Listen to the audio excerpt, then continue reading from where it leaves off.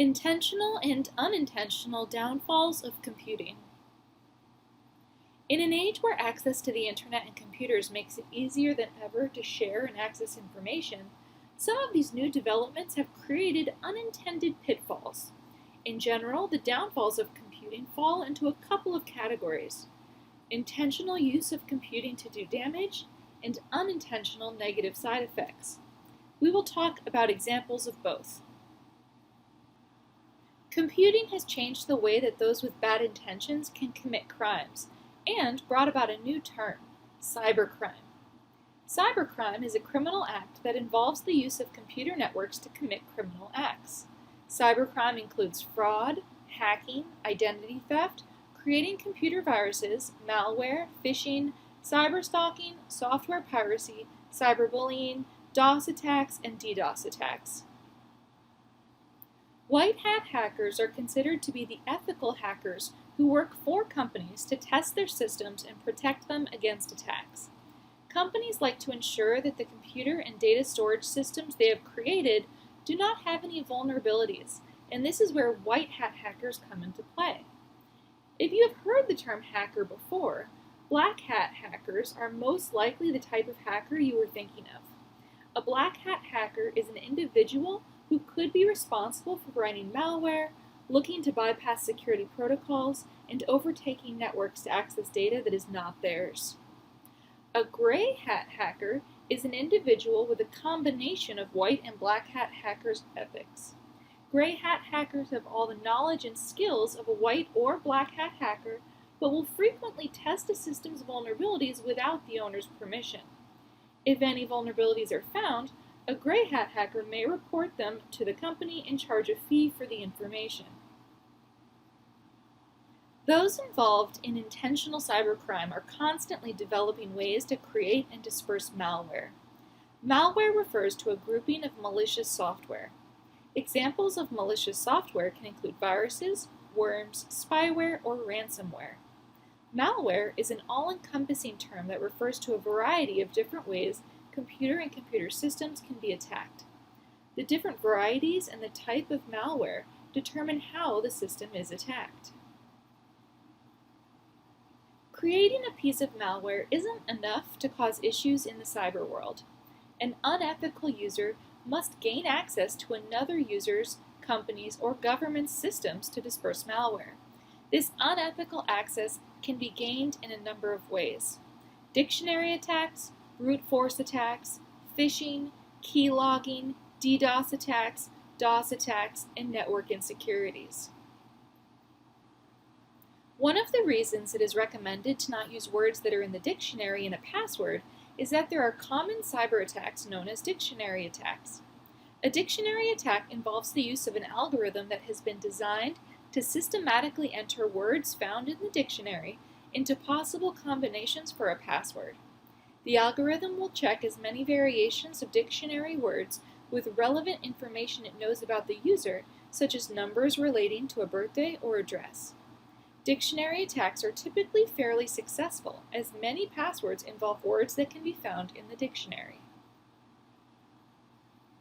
A reason it is strongly suggested to never use personally identifiable information in a strong password is due to brute force attacks.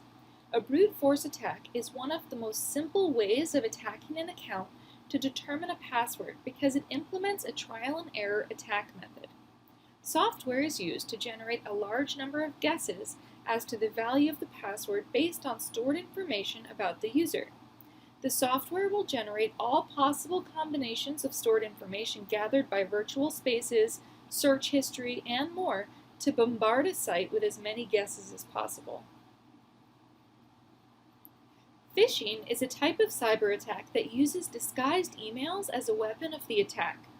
The goal of a phishing email is to trick the recipient of the email into thinking that they're receiving something that they want. The recipient then provides their personal information to the sender of the email, the black hat or gray hat hacker. A keylogging attack falls under the gray hat hacker's area of expertise. In keylogging attacks, software or hardware is used to track the keystrokes that a user makes on the keyboard. By knowing which keys are pressed and when, a gray hat hacker could have access to usernames, passwords, pins, and to any other information a user would type and use on a daily basis.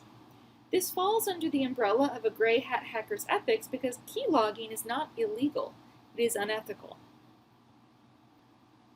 The fundamental goal of a denial-of-service attack is to prevent legitimate users from accessing a digital system or device. There are many ways that a DOS attack can occur. One of the most common methods of carrying out a DOS attack is when an attacker floods a network server with so much traffic that the server crashes and no one can access the system. Traffic refers to packets of data sent in the form of requests to the system. With so many requests to process, a server may not be able to handle the overwhelming amount of information it has received, and so the server simply stops responding to all requests.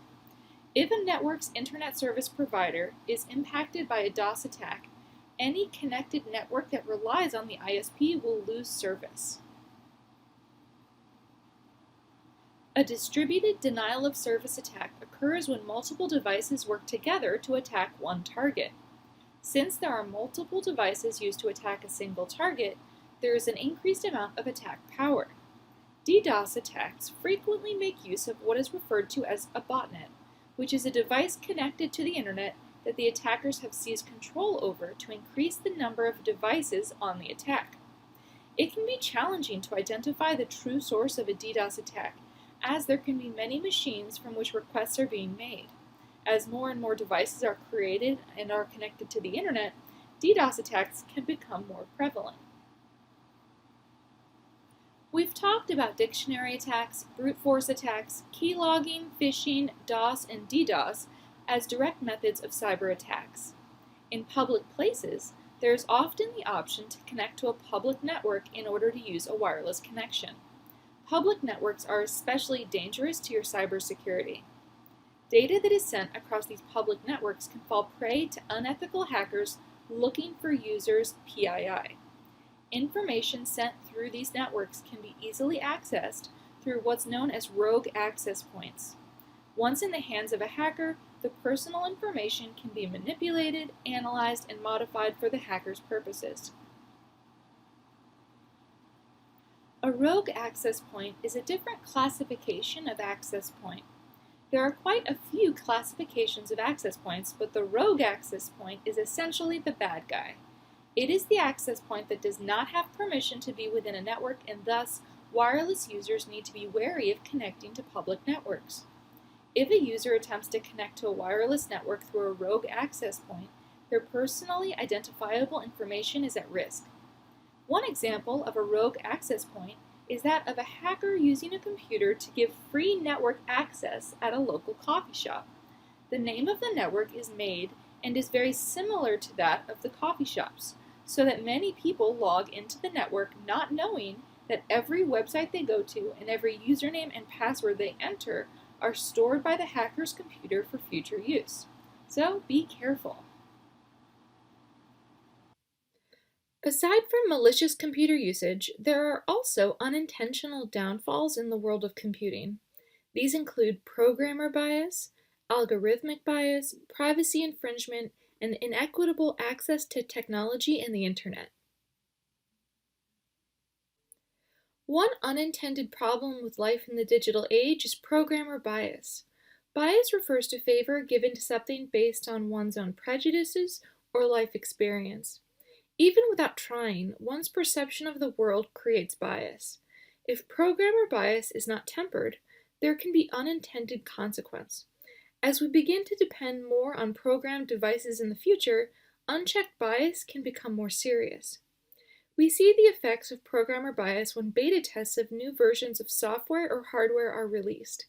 The general public is a great resource for identifying programmer bias.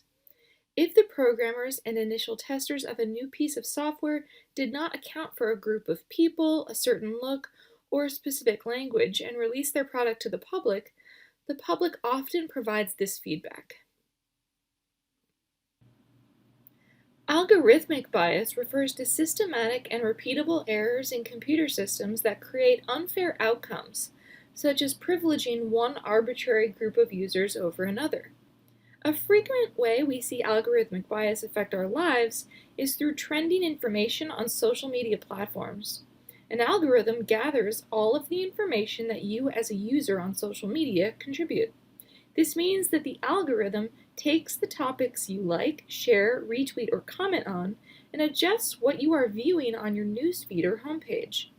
This gives a bias to the topics you are interested in by providing you with similar information. But then we need to consider, does this show you many perspectives to a story? Another unintended consequence of your digital footprint is privacy infringement. Every site you visit on the internet is connected to you. Every purchase you make online, and even in-store purchases when using electronic payment methods, is connected to you. All of your social media posts and articles that you share create a permanent digital footprint. This footprint is used by data miners to predict the types of things you might want to see. They use this information to target ads, news pop-ups, or even suggest groups and organizations that you might like. The digital divide is another downfall of life in a digital world. The digital divide refers to the gap between those who have access to the internet and computers and those who do not. As society relies more and more on computers for working in the world and the internet to share information, those without access are at risk of being left behind. So, what factors determine whether a person has access to the internet and computers? Infrastructure, geographic barriers, government restrictions, and socioeconomic status. Infrastructure is the physical and organizational structures that exist to provide basic necessities in society. Examples of infrastructure include paved roads and highways, electrical grids, and safe systems for delivering drinking water to the population. Infrastructure also includes the hardware and systems that are necessary to provide the high-speed internet to homes, schools, and businesses. Geographic barriers also play a part in the digital divide. Even those living in countries with modern infrastructure may still lack access to high-speed internet due to geographic barriers if they live in rural areas or in areas with geographic features, like mountains, that make it difficult to run network cables. In some countries, governmental restrictions limit access to the internet or to certain sites on the internet. Sometimes these restrictions limit access to the internet by making access so expensive that it is unlikely that a family will be able to afford internet access. In other countries, like North Korea, the government limits access so that only certain websites are reachable inside the country. Another factor that impacts what side of the digital divide you find yourself on is socioeconomic status. Those of the population who have lower amounts of disposable income are limited in their access to connected computers. While many tout low-cost smartphones as a way to level the playing field, it is a simple fact that smartphones are not enough. As we face the inequalities of the digital divide, it's imperative to consider how it can be kept from growing. Here are some ways. Increase affordability of internet access and the devices needed to connect to the internet. Develop more infrastructure that is needed to increase connectivity globally and in challenging to reach regions. Create informational resources about how to gain lower cost devices and access to the internet and perpetrate them through non-digital avenues.